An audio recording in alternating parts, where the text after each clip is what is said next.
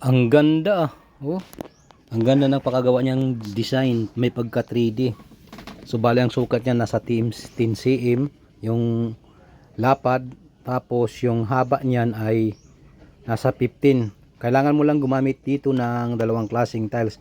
At siyempre, para mas madali ang trabaho at hindi ka mahirapan sa pagtabas ng tiles na yan o pag-cut, gamitan mo itong tools na to ng manual tile cutter. The best talaga ito gamitin.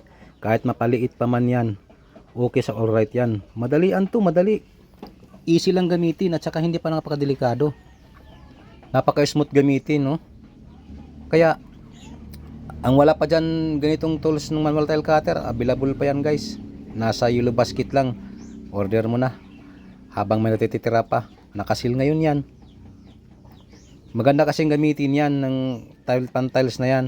Kaya kung ano man ang tabasin mo, maliit naman yan o malalaki, okay sa all right talaga. Maramihang tiles, pwede. Basta gamitan mo lang ito ng pangkat na to. Kasi kung grinder ang gamitin mo, matagal. Ito oh, isang push lang, wala na. Kuha na. Diba guys? Okay sa all right itong tools na to. Magagamit mo ito guys sa araw-araw kung magta-tiles ka. Salamat guys sa panonood. Ano pang hinihintay nyo? Order na kayo dyan. Sa yellow basket. Ito na guys ang finish na diskarte. Wow, lastik kaganda.